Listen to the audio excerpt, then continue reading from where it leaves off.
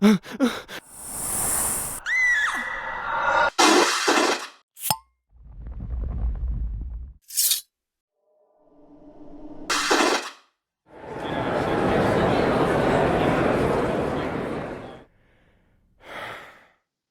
and welcome to the Supernatural Fandom Track here at Continual. I'm your host, Gail Martin, and tonight we are talking about the witches of Supernatural, the good, the bad, and the really wicked.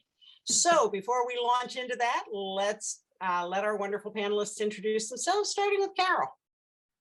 Hi, I'm Carole Stokes. You can find me here on Continual and Facebook under that name, or Twitter under True_Firesign 10. I'm a fanfic writer and a fan since season 3. Okay. Elektra. Hi, I'm Elektra Hammond. I'm a writer and an editor, and I've been watching Supernatural since the pilot aired all those many, many years ago. And Anne. Hi, I'm Wicker, and I was a latecomer to the Supernatural fandom, but I've really gone down the rabbit hole and just got back from my first convention, in fact. So I am also a former journalist and now a writer and editor, and I'm looking forward to talking about witches. And I'm Gail Martin, and Morgan Bryce. As Gail, I write epic fantasy, urban fantasy, and more. As Morgan, I write urban fantasy, male, paranormal, romance, but the modern worlds are all ones that Sam and Dean could walk into and feel right at home. I also run the TFWNC Supernatural Facebook group here on Facebook, and I'm a staff writer for the Winchester Family Business blog. So lots of good stuff in addition to Continual. So let's talk about witches. You know, when we start the series, Dean hates witches. He's just got no use for them. That's one of, we meet up with a bunch of witches in those first seasons, and they're obviously not up to anything good. And as the series goes on, a few exceptions are made. Who are some of the most memorable witches for you in Supernatural? And let's start with that. Elektra? Well, I know we'll get to Rowena in depth, but my favorite one-shot witch is Patrick, the guy who runs the poker game, and all of the convolutions they get through as Dean insists that he can find a way to trick this guy. It must be the poker chips. Let's steal the poker chips. No, it's not the chips. It might be the 900-year-old witch. And he has such a sense of humor. He's entertaining. He's doing his own thing. If you beat him, he's pretty good about it. And he is just such an entertaining character. He doesn't seem to be good or evil. He's just sort of a different side of witches than the other ones we've seen, who all seem to be very much so focused and narrow that they can't see what's going on around them. And this guy, I guess, has been around long enough. He's really got a good idea of what people are going to do. And when he runs into a hunter, I can take these guys, no problem. How about you, Anne? Well, I have to agree with Elektra about Patrick. I really liked that episode, and, you know, laughed like crazy when he claps his hands to Sam. But it was also very touching when he let the older man win and so he could see his granddaughter's bar mitzvah or bat mitzvah.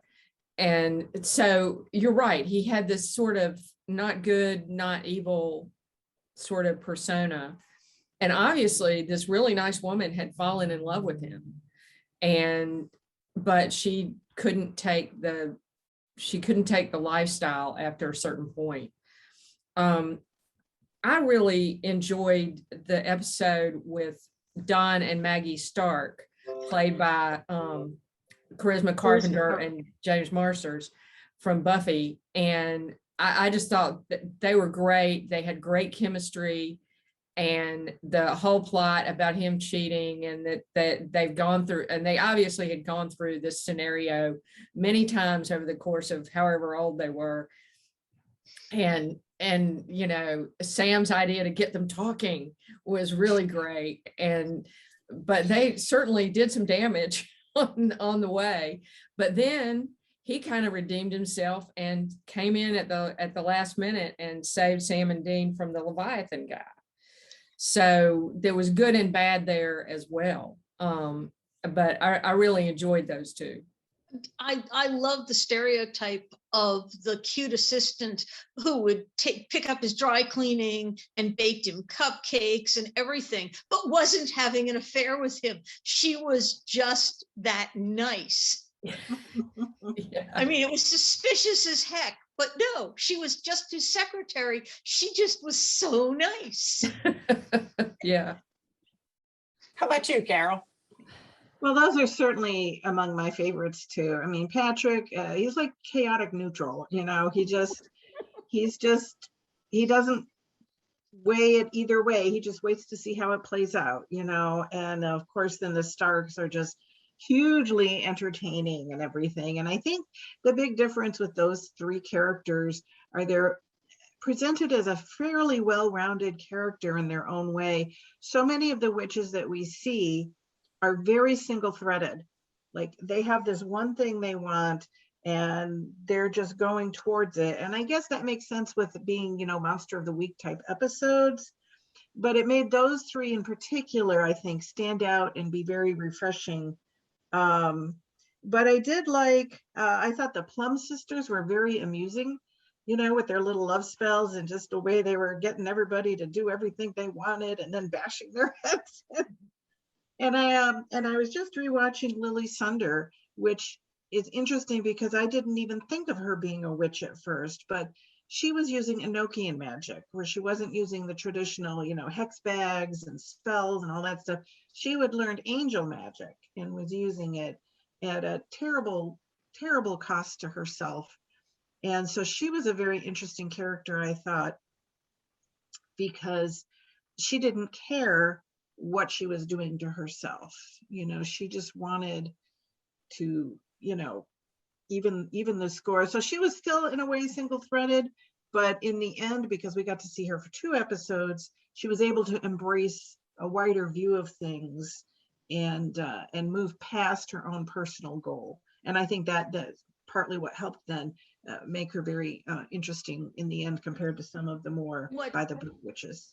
What all of those characters have in common is they're presented as characters that have been around for a long time and have had a chance to see the world through multiple lifetimes, as opposed to the human witches that we see in a lot of the episodes are somebody that bought a spell and they're using a spell or a couple of spells and they're very new to it and they don't have the life experience to look at things the way that those other characters are written. And maybe that's why we were drawn to characters like the Starks, who are presented as talking about events in history because they lived them. As opposed to Amanda and Renee, who are like doing spells to get good refi rates and Yeah, I mean, I think all of those are among my top favorites. Some of the ones that stand out in my mind were the 3 sisters that were trying to get into Rowena's apartment after she died, and the family dynamics there, and the bullied younger sister, that the one boiled her bunny. I mean, it was like straight out of Fatal Attraction. But it was interesting watching, imagining dysfunctional family dynamics with magic. Nothing good can come of that. And then, not everybody learns over time, because the witches that cast the forget spell on Dean and regarding Dean had been around for a long time. They'd been around, as long or maybe longer than Rowena, since they had history together. And they obviously hadn't become better people or really broadened their horizons. They were still pretty nasty, petty, vindictive people, which My research says that they're descended from the Druids, so they go back at least as long as she does. way back, yeah. So that's proof that not everybody learns from having a very long extended life, but that all kind of makes sense with human nature. But I thought they were fascinating because in a way, they were trying to do what Sam and Dean do all the time, which is bring their brother back. But because they were doing it in a way that would have harmed Sam or Dean, we didn't like them doing that. If it had been Sam and Dean bringing one of each other back by doing exactly the same thing, we probably would have gone, yeah, but you can see how much they're hurt. I mean, he needs his brother. We can ignore all this, body parts and of course he needs his brother. So I did think that was kind of wink, wink, nod, nod, that stuff we give the Winchesters a pass on. These witches are really bad for doing that. Well, we say the same thing about the Stein family, by the way. Yeah, this is true. We don't like what they do because they're not Sam and Dean. And I wonder if they count also as witches in a way, because what they were doing was beyond regular medicine. There had to be some magic working on that for it to work, I would think. Well, they had the book, but it was explained away as the original doctor's notes. So maybe they were witches, and maybe he was a witch, the original Frankenstein. Maybe he called that lightning. Yeah. Yeah, he used lightning, but yeah. He was also actually a medical doctor. I'm trying, it's been years since I've read the book. Well, the original one was. Yeah. And he was reanimating people the way that you get toads to jump by applying electricity.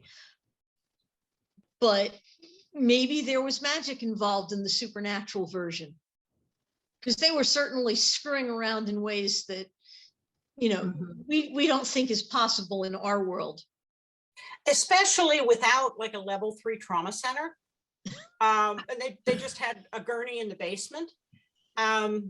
Yeah. So that kind of and no anesthesia. Yeah. And they were like adding second hearts and multiple nipples for the ladies or the guys. I don't judge.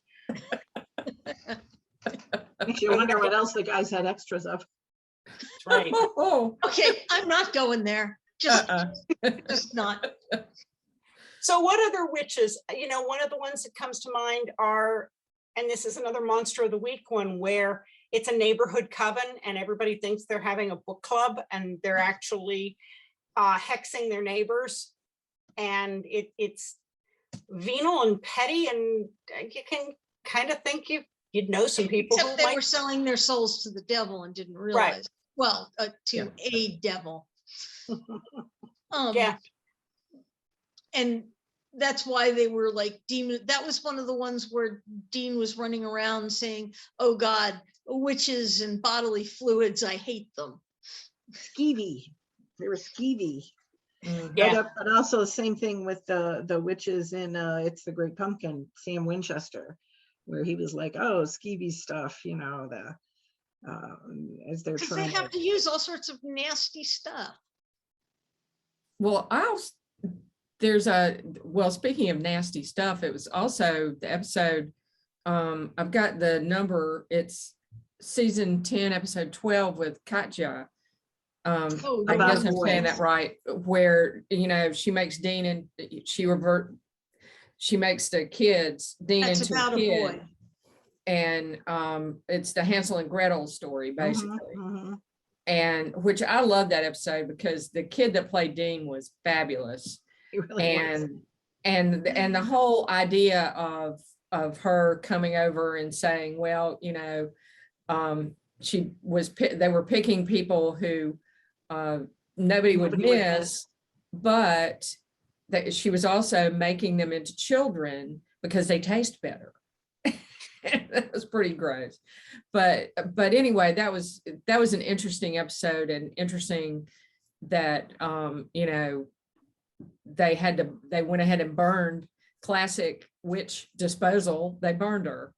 So I thought that episode is one of the ones where I feel they did a really good job of tying into real fairy tale / witchy stories, you know, because we had that, it was Hansel and Gretel and she was the witch, and we had Baba Yaga, and I think we had somebody else in there. Oh, well, of course we had the Wicked Witch of the West. Yeah. oh yeah. You know, from us. But So about it a was, boy, don't forget, Katja was apparently a member of the Grand Coven. Oh, So that's they right. tied it in that way too. And she was supposed to be there to deal with Rowena, and she took a slight tangent. a sabbatical. Yeah. So, but I just liked how they tied in some of the old witch stories that like we grew Yeah. up with, and you know, gave them flesh, you know, and everything. And And made it more than just a witch. The evil witch with no name. They gave some of them names and made them gave them motivations. Although the witch from Oz, they didn't do a whole lot with. Although she was crazy powerful because she had no tongue and she couldn't talk. Oh, And she she was had the whole creepy. thing where I just watched that one today Yeah, she was again, creepy as and heck. where she could get in their heads and stuff too. Oh, You know, the classic Wicked Witch of the West wasn't able to do that. So that's a fantastic episode. Also, that computer thing is going to take a while to happen. So let's go off and watch Game of Thrones. Because everybody loves Game of Thrones. Well, I'm sure it's kind of light viewing for the Winchesters. Well, they bought it for Charlie. They Yeah. bought her a season of it, and off they went, and they sat and watched it because, you know, they don't get HBO in the bunker apparently. Too much The shielding. episode that gave us a bunch of red herrings that looked like they could be witches, classic witches, and wasn't, was Fairy Tales, where the girl is in the coma and she's manifesting the classic fairy tales that her father read to her when she was little. And I think that's more of a psychic kind of thing. She's not intentionally doing that or working witchcraft to do that, but because so many of the classic fairy tales involve witches, at the beginning, the boys don't know what they're dealing with because, well, in the stories, this was a witch, but we can't find the witch. So that was an interesting twist. When is witch not a witch? Witch is red herring, yeah. Oh, Yeah. And there've also been good witches for various things, like other good witches, like James the cop, who they had history with, and once he found out about the supernatural, he decided to study up, and he stayed a cop, but he was also a witch, and he got involved in the supernatural world where he was a cop. Only That they one weren't happy with him because he got involved with his familiar. Episode. Where is he? It's Man's best right, friend I've got with it. benefits. Yeah, that one. Yeah. There's some really He, questionable relationships there. Yeah, it was kind of questionable, but I thought it was interesting that they did explore the fact that, you know, the history of witches having familiars, you know, black cats, whatever. And so I thought that aspect was interesting, but yeah, the whole aspect of their relationship was a little much. Although it's Sam explaining to Dean that she just showed up here and can we let her stay the night, you know? She just wants her belly rubbed. Belly rubbed. Oh, they did that. The camera work on that was fabulous.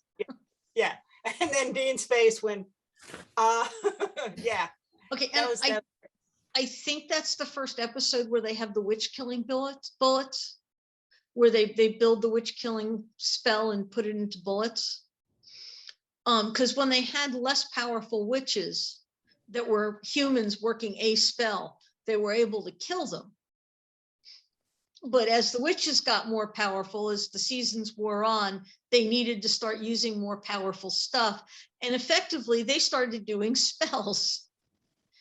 Oh, yeah. I mean, Sam is 100% Rowena's heir. So if we're going to talk about favorite witches in Supernatural, I think we've got the Sam Witch. Yes, we have the Oh, Sam yeah. Witch for sure. Because there are boy witches for sure. Oh, yeah. Yeah. Well, Max Baines, the Yeah. Baines twins. Mhm. And I thought it was great that that their mother was a witch and a hunter, and she passed that on to the children. Although it was never clear to me if the sister Alicia, I think it was just Max. I thought it was just Max I as the think witch. she was might a have been witch. she might have been a little psychic, maybe. But he I was don't the one remember. who actually did any kind of spell work. Right. She Yeah. was just Yeah. a hunter. Yeah. Well, Mhm. right. Just a hunter. Because that's not enough. But that was also a really interesting take on magic with the whole twigs and twine and building the figure out of the willow, and that really goes way back if you want to draw on like druidic influences and really ancient stuff. And I love the way the writers did their homework on this stuff and really drew from folklore and traditions, and it made it so much more believable and real, especially if you knew anything about people who actually practice the craft and go, yeah, they're getting their sources right on that. Who else? I mean, there have been a lot of witches. Gary I was- Frankel. I'm sorry. Swap meet. Yeah. Swap meet. Oh, Do not yeah. forget the little kid with the grimoire in the basement who decided that he wanted to kill Sam and Dean and become, get all the rewards from the demons because Was he really a no one witch though? I turned mean, him he off. did a spell. He did a spell to summon a demon, but I don't know if he was really a witch beyond that. I mean, he wasn't like throwing. he had a spells around. grimoire and he was summoning demons. What does that make you? Well, that's kind of what I'm saying. Is that enough to make you a witch, or are you simply performing a spell? I mean, anybody. Was that the There's a only lot of spell he people- did? There's a lot. Can I finish? Yeah. There's a lot of people, a lot of hunters doing spells and everything, but they're not really, they're even doing more. I mean, this literally, he did a spell to summon a demon, and that was it. So he was dabbling, but I don't know if that makes him a witch, That like- was the only spell we saw. Was that real? They got a book that looked like it was magic. Did they not try any of the other spells before they decided that they could summon a demon? It didn't seem like it, because they were like, hey, we're going to get a demon and get rich. Well, no, question. Bada bing, bada boom. Yeah, a question I there don't is the normal way to summon a demon, if you're not a witch, is to go to a crossroads. So and they never really defined this in Supernatural on could anybody with a spell book and enough practice work a spell, or did you need some kind of innate ability? They did. Did they? Okay. In Girls, Rowena sits down with the two hookers and starts to talk to them about how you can become a witch. And she talks to them about how you can, if you have innate ability like she does, you can do spells, but if you don't, you can learn if there is somebody to teach you. It's the same kind of thing with Nora in Repo Man. Nora is not intrinsically a witch, but she studies and she learns how to do spells and summonings and banishments and everything. So like I said, there's no intrinsic magic. She's a regular person, but she's able to perform the mechanics of stuff enough to to do witchly activities.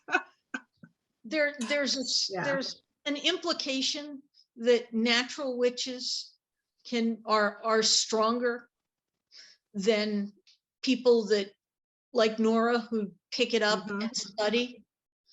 And that the other way you can get power is you can make a demon deal. Right. And that And- totally makes sense, because I mean, think about somebody who's becoming an athlete.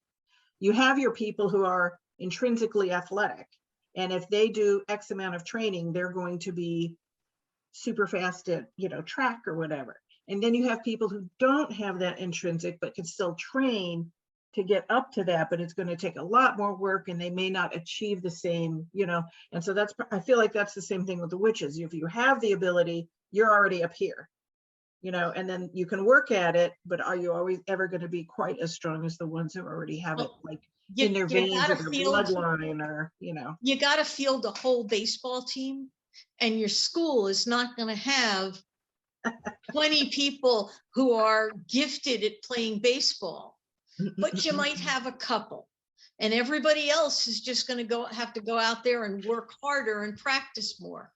And there's going to be one guy that doesn't have to do very much, and he's going to be the best guy on the team.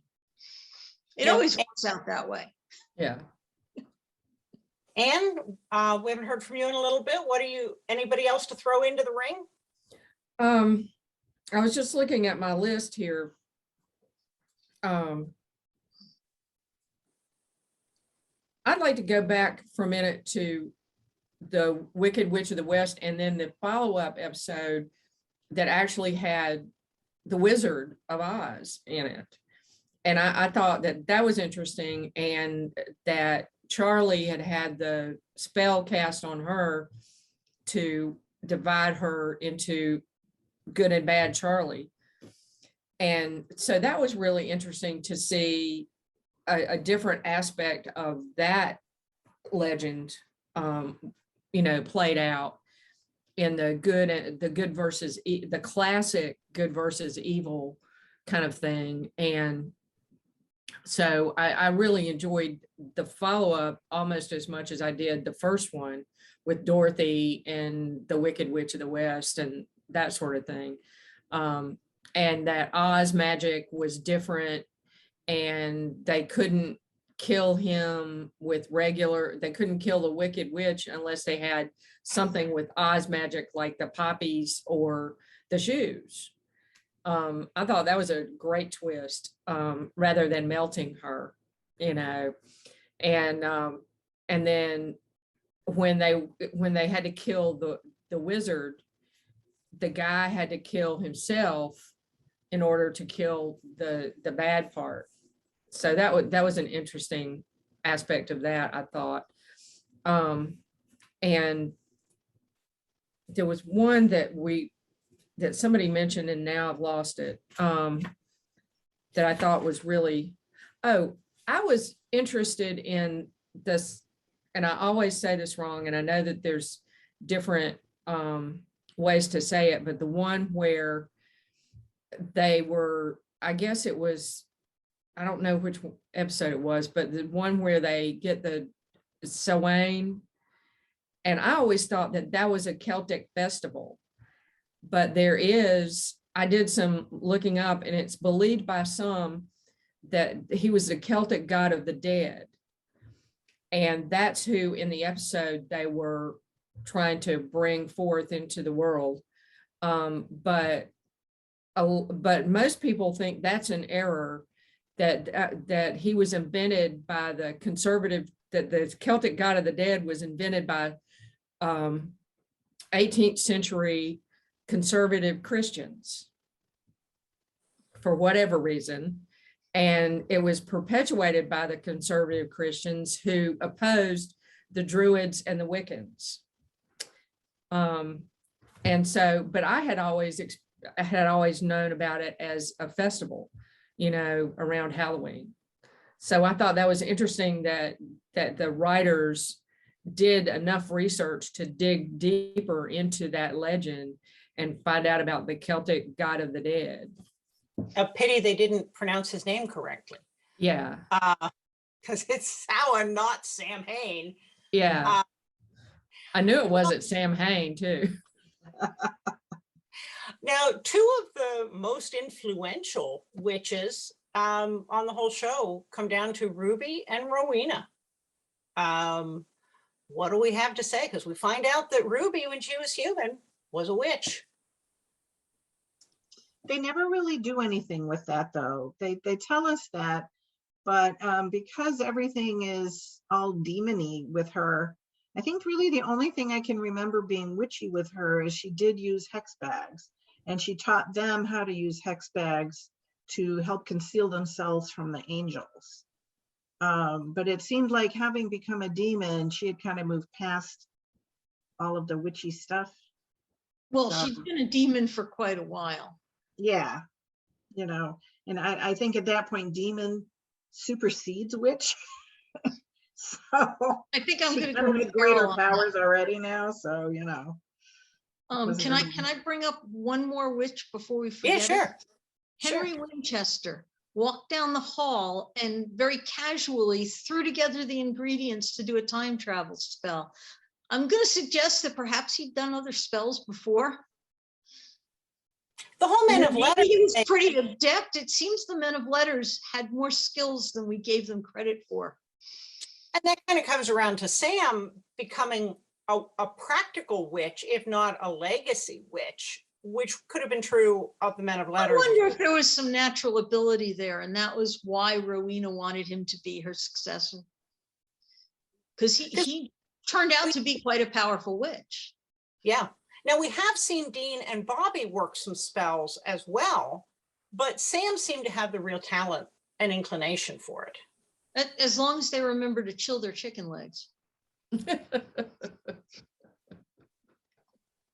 Yeah.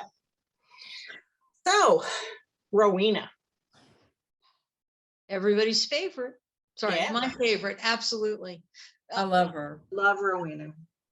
Just love her. I named my car Rowena because it's red. Is it red? And start us off. Well, when we first meet her, we, don't quite know what to think about her. And she's definitely opposing the boys. And then there's the twist that she's Crowley's mother. I remember the very first time I watched all that, I went, what? I was so shocked. But she just, but she had this spirit and just like, how old was she? She wasn't 900. She was what, 500, 300, I forget. Anyway, she just had this air about her, the take charge air, the manipulative side of her as she tries to get Crowley to do what she wants him to do. It was just brilliant. I mean, the writers took what she could do and what Ruth could do with that role and just let her go.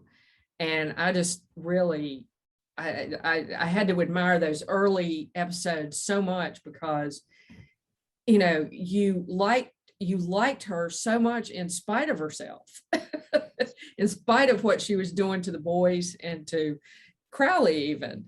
And then later, as she comes through to help, especially in regarding Dean and other and the other real thing, I mean, in the regarding Dean, she did so well in that one, helping Sam help Dean. But the other thing was when she and Sam are in the car and they're talking about their experiences with Lucifer, and she lets down her guard with Sam and admits to being terrified. Maybe not in so many words, but she is. And I think that was really the beginning of she and Sam bonding. Yeah, I would agree. I really like the whole, she wanted so much to be a part of the Grand Coven. And then she finally became powerful enough to tell them all to go to hell. And then she tried to form her own coven. I'll just form the mega coven and the heck with the grand coven. But she really wanted to belong to a group and have friends, girlfriends. I mean, Sam and Dean were okay, but she really wanted to have friends. She didn't want to be lonely. And Ruth managed to be so powerful and so entertaining, and yet bring through this whole, but Rowena is lonely and wants to belong. And she did it beautifully. Well, and she not only could then tell them to go to hell, but she ended up as the queen of hell. Well, there is that. I still want to know if that one witch is a hamster still. I'll bet. Presumably, well, hamsters do not have a long lifespan. But So- magical hamsters. When she can't renew whatever she was doing to keep herself going. That's true. Fair enough. Also, Carole- they tied her in with Ketch, which was beautifully done. And don't forget her little dalliance with Gabriel. Oh, geez. That was hilarious. She's had more than a couple of those that they made very surprising. Yeah. And I think it's pretty clear she had a couple of boy toys along the way too. Mm. I just We love need Rowena. to do a whole panel on Gabriel. I just love Rowena. I love she always knows who she is. She's always,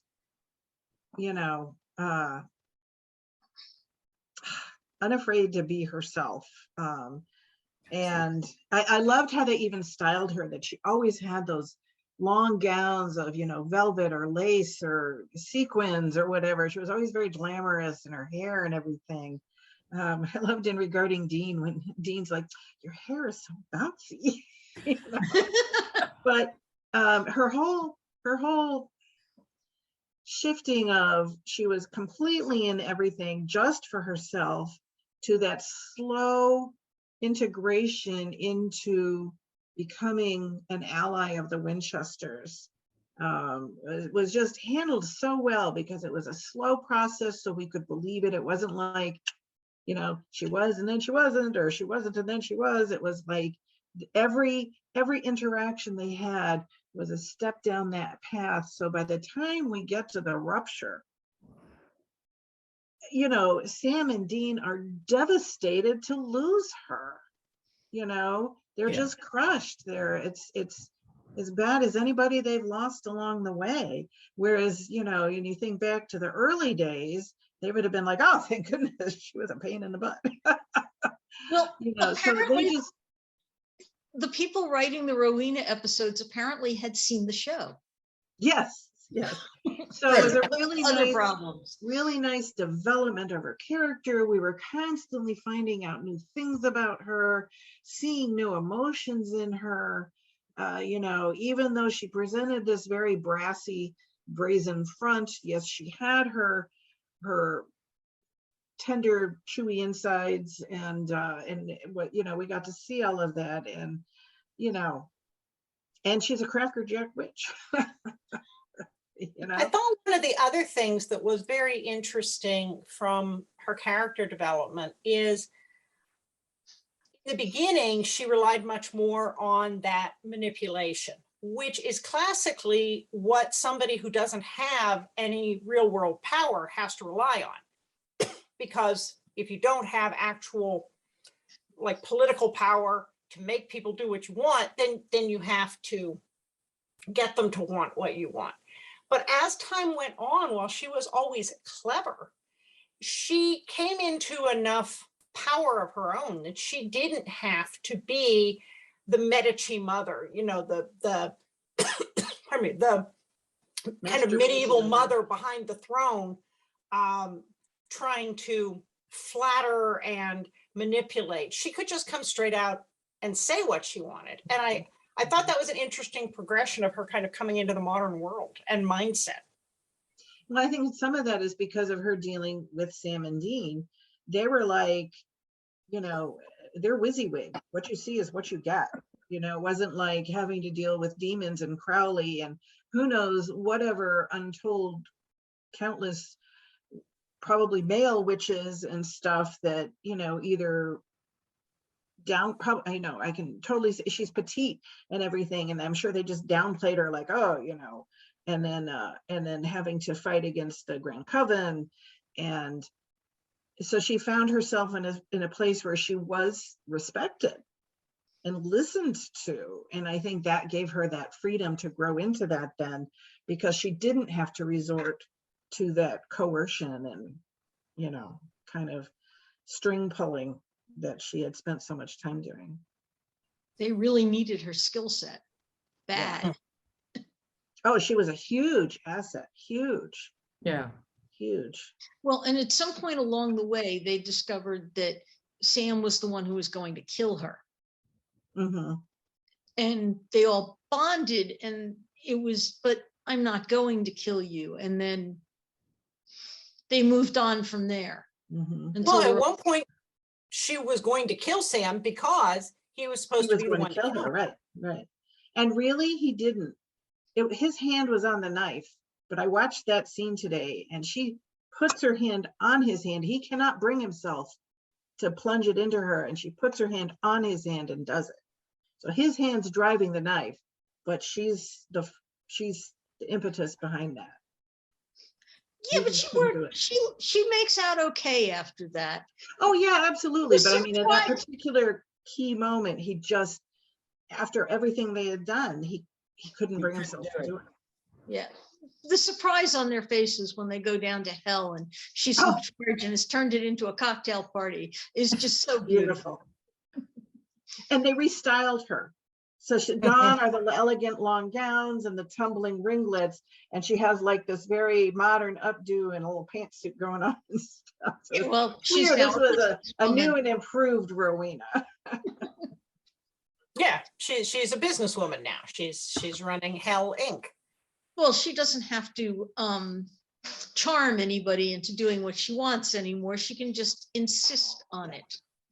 Yeah, I thought that in another episode where they go to, I guess it's Dean and somebody goes to hell to find something, and they run into a guy and they say, well, we want to see Rowena, and he said, well, she's busy at a welcoming tea party or whatever, and then the guy rolls his eyes and says, apparently we do that now. For new arrivals, yes. That's classic. Absolutely classic Rowena. Well, folks, believe it or not, we have once again blasted through this hour. Before we wrap up, let's go around and have everybody tell folks where they can find you online, starting with Anne.